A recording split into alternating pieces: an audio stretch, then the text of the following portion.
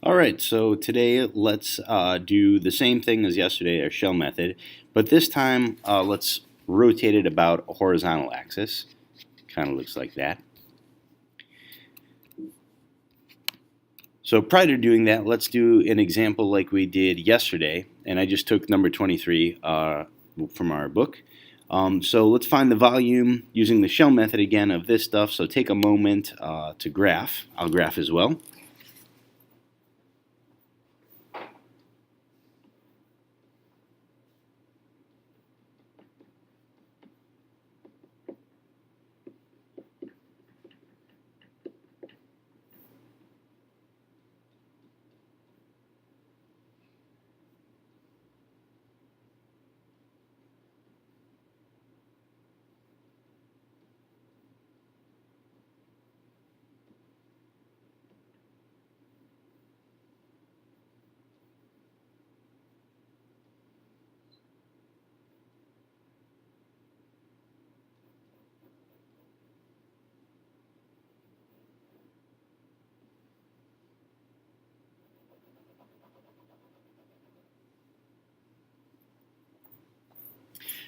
Alright, so again, we're doing the shell method, and the difference in the shell method is that when we have our, what we call our representative rectangle here, each of our shadings, it's parallel to the rotation, right? Disk and washer wasn't. Disk and washer would be perpendicular.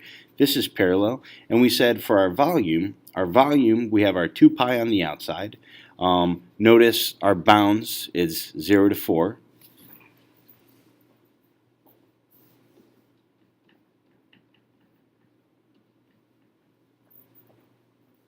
Right, again, we're going to integrate with respect to x, so it's a 0 to 4. Those are my x values.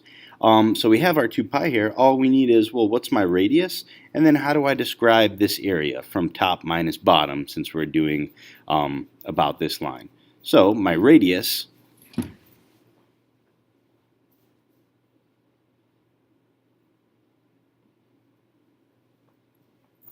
since my radius is the distance from the line x equals 5, I have 5 minus x.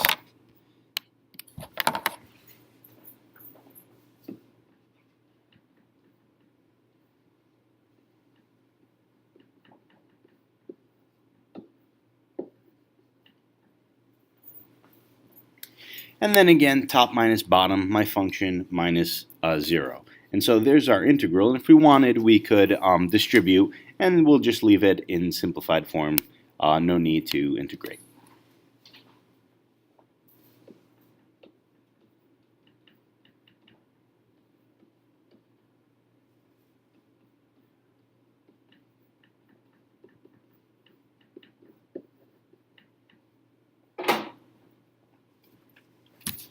All right, so again, keep in mind our axis of rotation and our shading there was parallel this time. We're going to do the same thing, but now we have our x-axis, right? If we're doing it around our x-axis, well, now, well, again, let's graph it first. So I have y equals the cube root of x. I don't know exactly how that looks, but maybe let's put in some easy numbers like 0. Let's stick in a 1. What's another nice cube root that's not too big? How about an 8? And then we'll have a decent enough picture.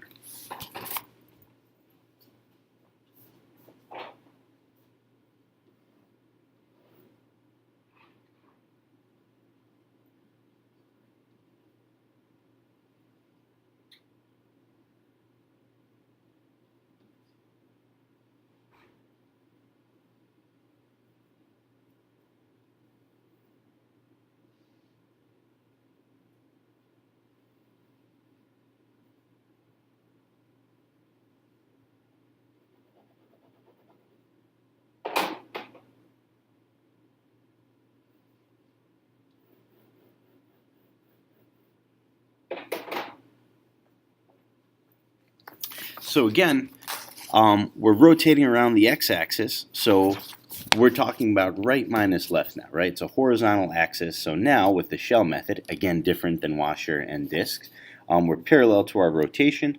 So this time, my radius is pretty nice. In terms of my radius, all I have is my distance from my axis, which is a y value, right? That's some y distance. And what's our right minus left? Well, right, I have the line 8 here, minus left, which is just this function, which we need to come over here and solve, right?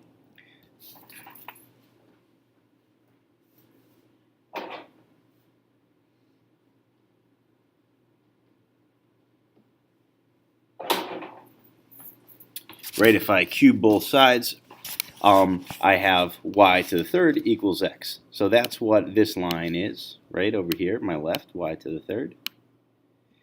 Oops. So again, if I put everything together, it will look like this. And keep in mind, now that we're talking about y's, we're going from where to where, from 0 to 2.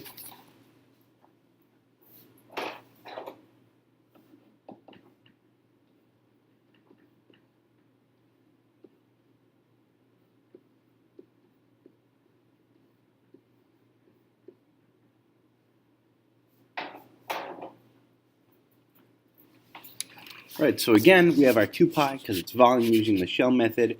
My radius is y. How far am I from my axis of rotation? And then lastly, I have, okay, well, how do I describe the area? How do I describe my right minus my left, which is 8 minus y to the third.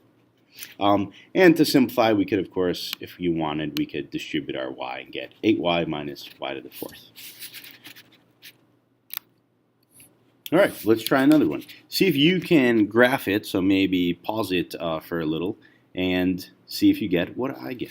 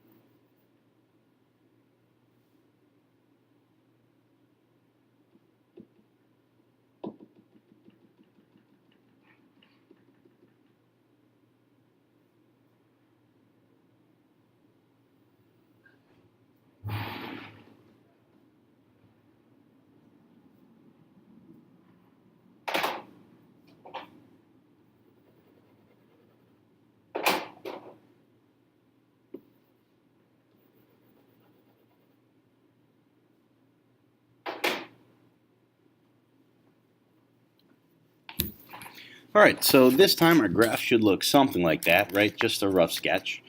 So here's my axis of rotation, and now to describe my distance to any, it doesn't matter again, I randomly drew that there. You could draw, that over there or that over there, it doesn't really matter. But my distance from my axis of rotation to any of these points, well, that's a y distance, but also you have this additional one. So from your radius, you're going to have y is this plus that 1. So y plus 1 is your radius. And again, we're going from where to where? Well, we need to find our intersection points. Our intersection is going to be this y value, which is kind of perfectly to scale, and this y value up here. So perhaps go off to the side, set these two things equal to each other. Y minus 2 equals y, right? And you can find your two intersection points.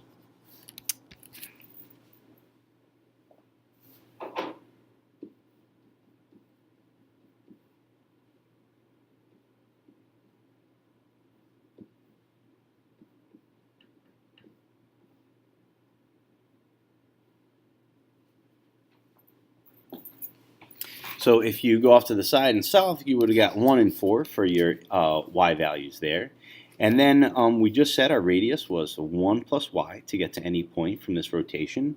And now to describe my area, well, we're doing right minus left. And the nice thing about right minus left is the right function is always this line, which is just y, right? So I could write y is the right function minus, well, now minus the left. The left is always this function.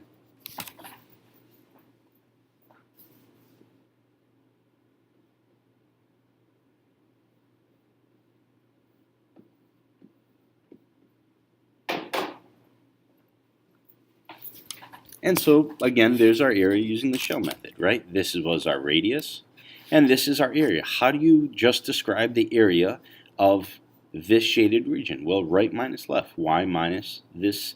If you want to call it a sideways parabola, I guess you could. But that's what our shell method is. Let's look back at an older example. We did this the good old way of doing it. First, we used the washer method. So let's do it first that way. So pretend this is just like your quiz and practice some washer method. See if you get what I get. Pause it and then check.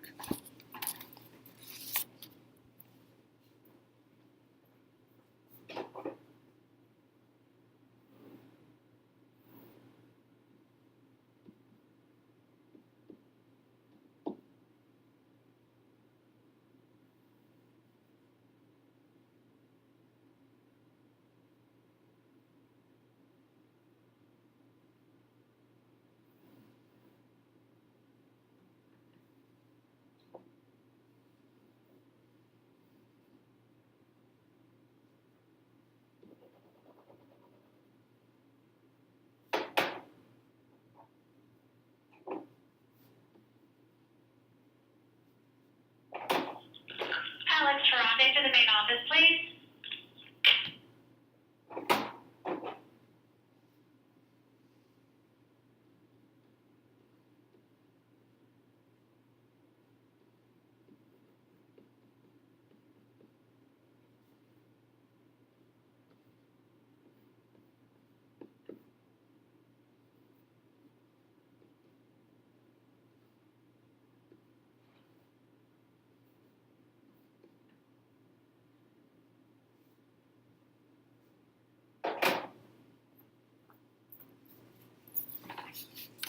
Alright, so using the washer method is kind of annoying because my right minus my left changes. Right? In between 0 and 1 on my y-axis, well, it was always the line 1 minus 0. So that's this first part. Right? We just get 1. We can obviously tell what the area is right there. And for volume, we're integrating and multiplying by pi.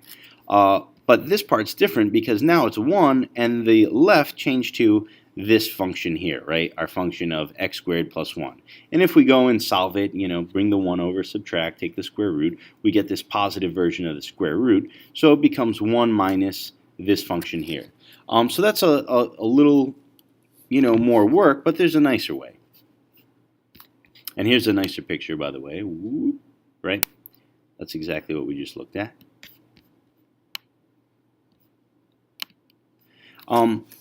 Now I challenge you to use the shell method. So take a second, and now when you rotate it around that axis, and we could take the same picture if we want. You can use this same, erase that. You can use this same picture that you just drew on the other page. See if you can set it up, but this time you have a parallel. You can make a little rectangle that's parallel to rotation. See what you get.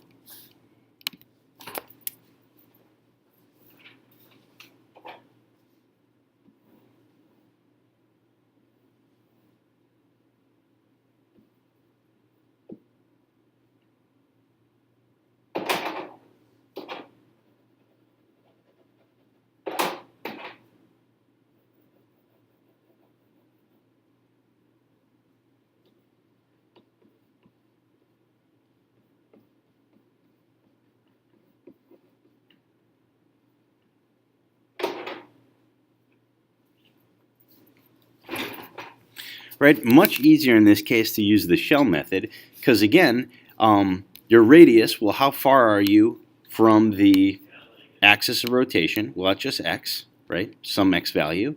And then, okay, well, how do you describe this area? Well, it's top minus your bottom, right? X squared plus 1 minus 0. You're done. Much nicer than having to break it into two parts, and one part was a disk and the other part's a washer.